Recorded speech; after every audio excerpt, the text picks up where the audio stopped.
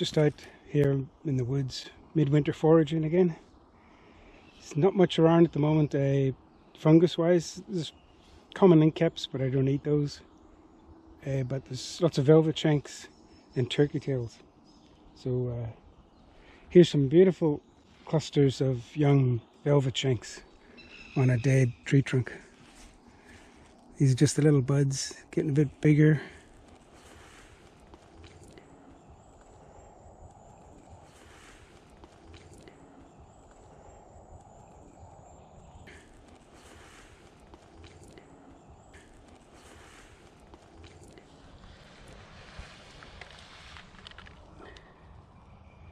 Perfect.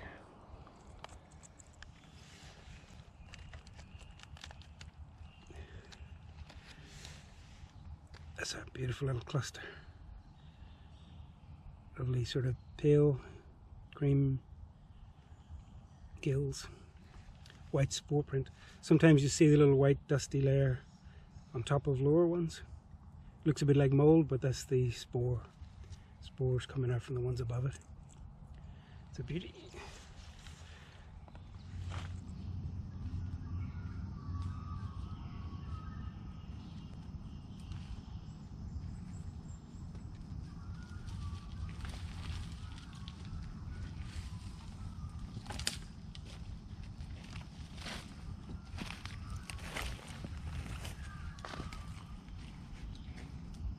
So here's a dead log that's clustered with turkey tails. Lots of nice fresh ones amongst them. So you can see just little fan-shaped bracket fungi with the distinctive stripes, light and dark stripes. Sometimes brown and white, sometimes green and white. Very well studied. Trametes versicolor, the Latin name. Very well renowned worldwide for their health properties, anti-cancer, that sort of thing. Boost your immune system. So they like this time of year, nice and wet. They grow on dead wood. They can grow up sort of vertical logs or horizontal logs. So if it gets powdery, if it doesn't smell of mushroom, if it hasn't got that lovely white pore undersurface and that stripy fan-shaped form, then it's probably not turkey tail. There are other things in here which have other bracket fungi which have a sort of pinky purple underside and they're more rubbery. These are quite stiff, like leather, and look at the texture of felt. But they do have a lovely mushroom flavour. This turkey tail, Trametes versicolor.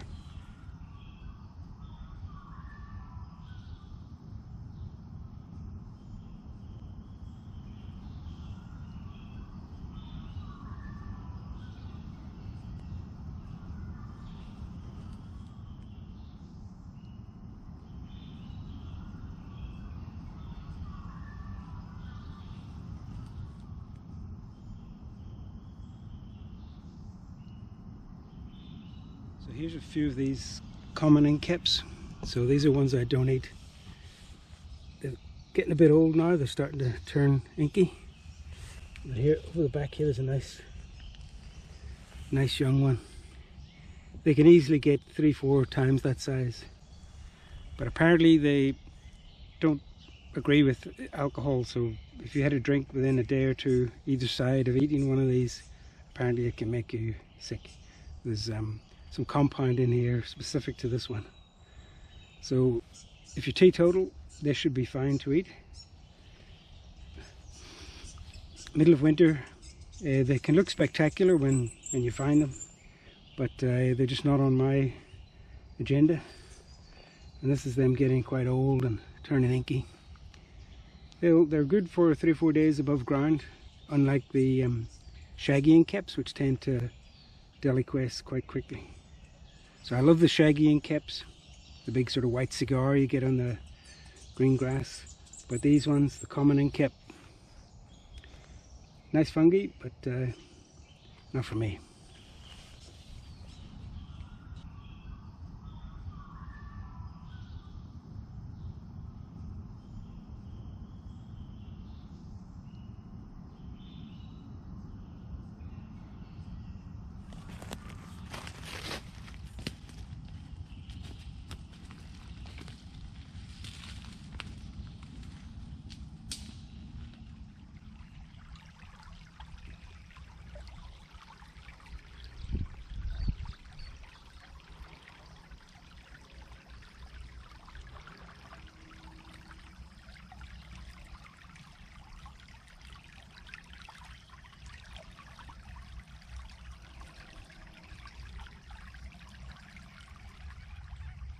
is a perfect little stream for watercress.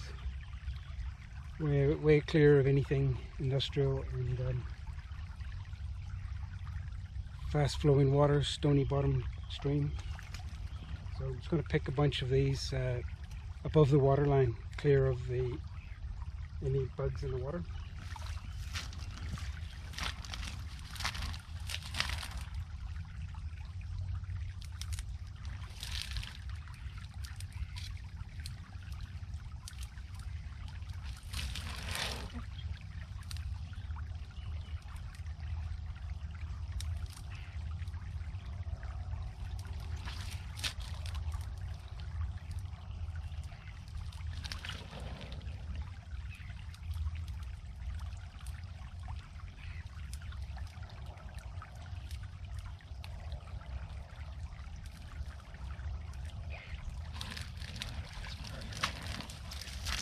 Perfect watercress. Wonderful in a salad and in soups, or just eaten raw. Beautiful.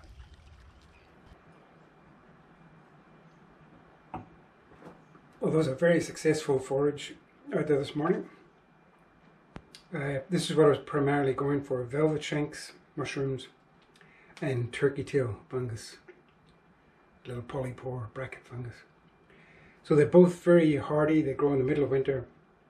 They can be rinsed under the tap. So, unlike most mushrooms, you wouldn't rinse them because they soak up the water. These are very, very sturdy.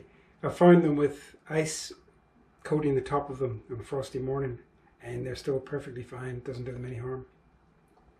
So that's all ready to pop in a soup. Lovely texture, pleasant flavour, and well known, well renowned, well studied for their health benefits. And then these little turkey tails. So they've got a lovely white pore surface underneath. These are quite small, but they're fine. So again, these are very hardy.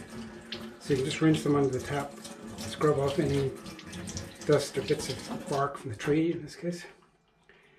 And I just leave those, I'll give them a dry with a cloth, tea towel, and just put them out on the windowsill for just a few hours in the sun or a day or two. It dehydrates them, and it apparently causes some chemical reactions in the pores, which enhance the medicinal benefits of it. So I've read, but this is what I use the turkey tails for. I've got a little teapot here, which I don't use for tea bags, or I just use herbs from the garden. So in there, there's some mullein. It's that green leafy fluffy thing from out in the bush. It's got other uses. So I pick mullein leaves out in the countryside, and then again I dry those in the sun. If you overdo them, they turn brown, but if you just keep them not too much in the sun, but warm, dry, indoors, or even outside on a drying day, they dry nicely, and they'll keep quite well in bags in the cupboard. They grow all year round, so you don't need to freeze these. And I'll pop one leaf into my pot of tea, and I'll put maybe 2 or 3, 4 of those turkey tail leaves in the teapot.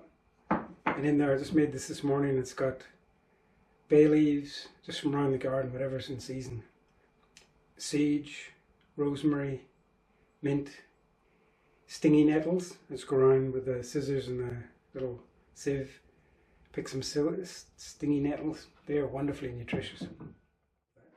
Watercress, it's the most nutritious green thing that I know of.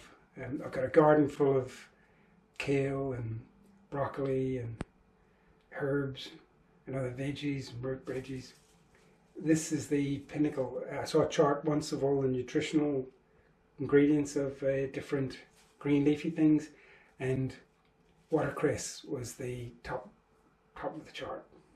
Just like in the meat world, liver was the top of the chart. It had the most minerals, vitamins, other beneficial organic compounds. So watercress, either raw in a salad or in a soup or stew, and then you can use it as a vegetable in the soup and then as a garnish on top. It's peppery, mustardy, just that standard flavour that the Brassicaceae have, the Cruciferae family. They've all got the little crossed, four-petaled, white or yellow flowers. They've all got this mustardy flavour. And there's a whole heap of plants in that group, and they all got this special taste. This is probably the pepperiest of them. So that's full of wonderful stuff.